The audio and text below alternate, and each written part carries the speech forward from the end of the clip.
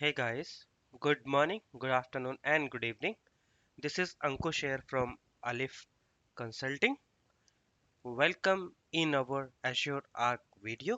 In this video, we will be going to talk about what is Azure Arc and what are the benefits we are going to get with this services.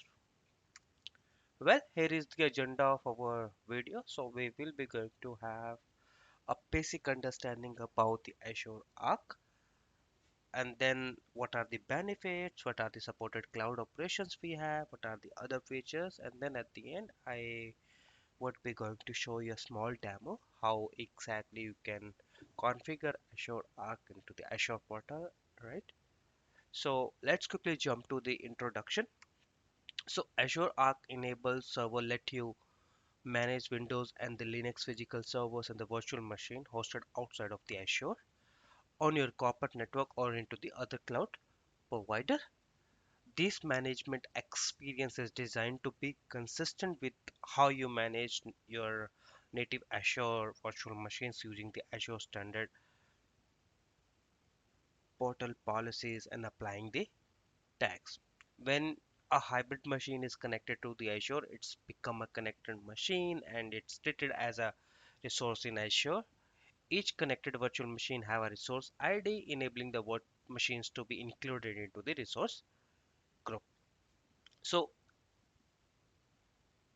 the purpose of having the Azure Arc is to have a one policy across the Azure cloud. So let's take an example. You are having your virtual machines or infrastructure running on-premise, other cloud, and on Azure, but you have a fully governance policies has been set up on Azure only, right? So that's where what you can do. You can put your VMs and you can install the agent Azure connected machine agent on each VM to connect it with the Azure Arc, and from the single place you can put your all policies like Azure policies, compliance policies, standard governance, and then you can apply your tags as well. So when any machine which is on an on-premise or on another cloud is basically get connected to the Azure, it's act like a Azure machines only, and each machines have a Azure resource ID enabling the machine to be included into the resource group. So that's how the Azure Arc work. Now you need to install the Azure connected machine agent on each VMs to basically connect with the Azure Arc, right? And from there you can basically have your log analytics also integrated with virtual machines to get the logs, right? And the connected Azure connected mobile machine agent can be deployed by using the some automated tool like the Azure policies, or you can install the manually as well on the virtual machines also. Now this is how your the reference architecture is going to be look like. So once you enable the Azure Arc on your virtual machines or in your other resources which is running on a multi-cloud, you will be going to get a single pane of glass to manage your resources, right? That's only going to be through the PowerShell, CLI or the portal. And from there you can basically put your cloud native practices, you can put your role-based access, you can put your security and compliance directly from the Azure on all other machines running on the on-premise or maybe on the other cloud on edge locations as well.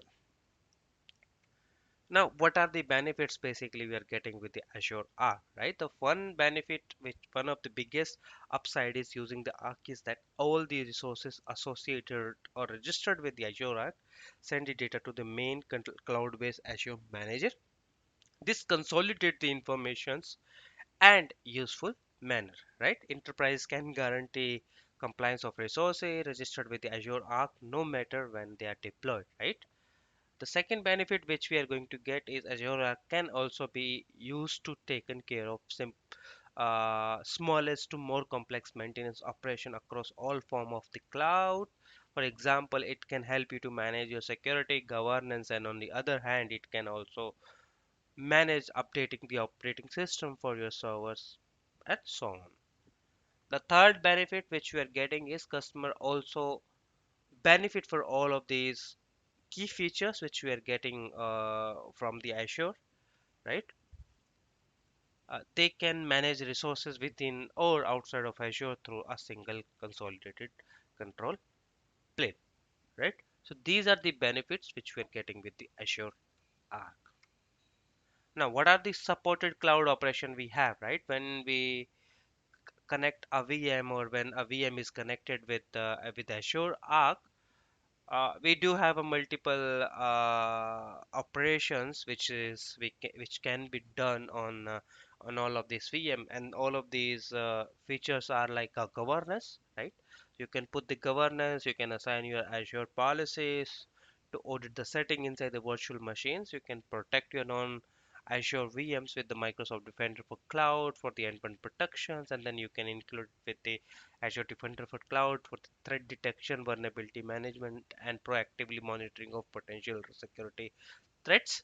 You can use Sentinel to collect the security related events and correlate them with the other data source. You can do the configuration, like you can do the automation, Azure automation for frequently and time consuming management tasks using the PowerShell Python runbooks. You can use the change track and the inventory options to do the inventories. You can use the update management to do the Windows update management and all the VMs, right? You can perform post deployment configuration and the automation task using the Azure Arc server VM extension, right? You can enable the monitoring as well. You can use the VM inside to do the monitoring. You can use the log analytic workspace or the log analytic agent to collect the data such as the performance events directly from the operating system or the workload running on the machine with the Azure log analytic agent. So these are the cloud operations which has been supported with the Azure Arc-enabled resources. Now, some other features we do have like a supported environment. So Azure Arc-enabled server support the management of physical server, the virtual machine hosted outside the Azure. Uh, it can be in the hybrid cloud environment. It can be in other cloud as well. Service limit. Azure Arc enable service have a limit for number of instances that can be created in each resource group. It does not have any limited subscription on the service level. Data residency. So Azure Arc enable server does not store process customer data outside the region of the customer deploy the service instance in. So these are the some of the other features which we have related to the service limit, data residencies, and the supported environment. Well, let's quickly jump to the demo.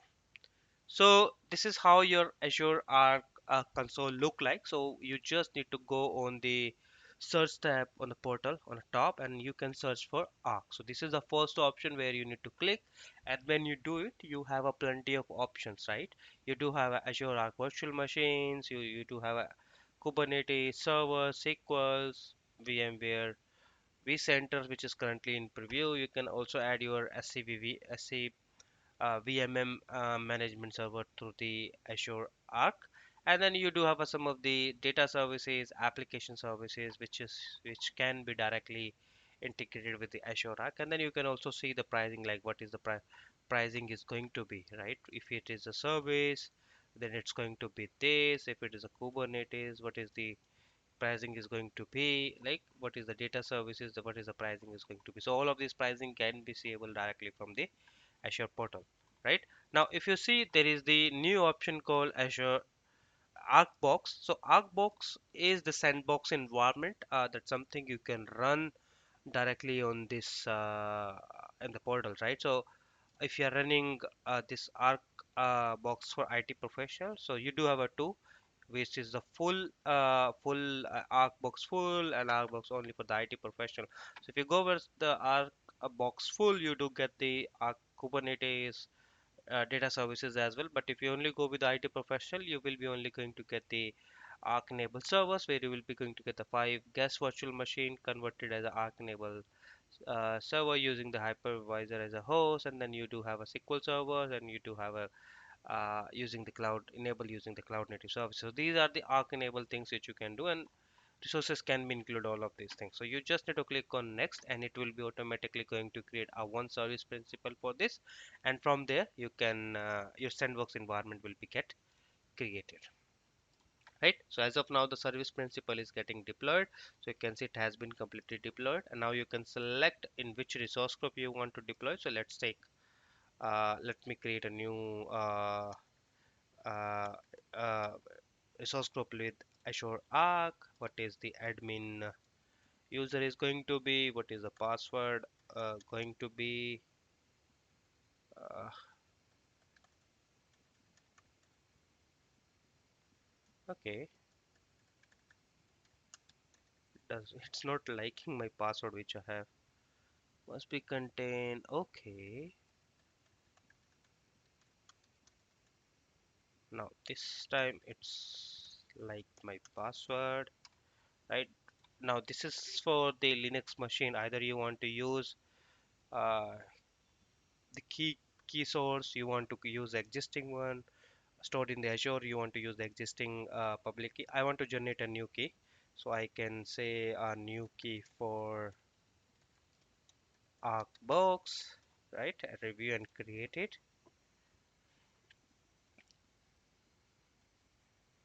It's going to run the final validation, and then from here I can go ahead and create the Azure Arcbox directly from the portal to test the services.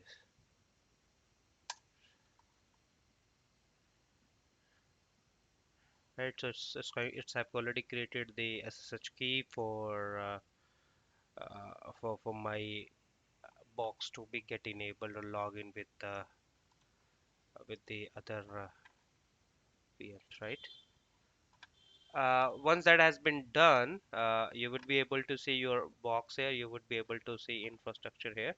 Now from here, you can add your other infrastructure like the servers. If you want to add a server, you just need to click on server. You can add a servers, like if you really want to add a single server, you can click on single server and you can get that script right generated, and then from there you can run that script directly on the machine to add that into Azure Arc. Same way you can do for the Kubernetes as well. So, and then same way you can do for the other services as well. So like if there's a API management, you want to create the API management services, that's something you can directly create from here with Azure Arc table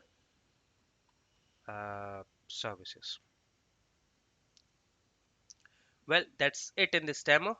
I hope you like this video. If you like, please click on like and subscribe for more upcoming videos, and feel free to reach us if you have any questions. Thank you.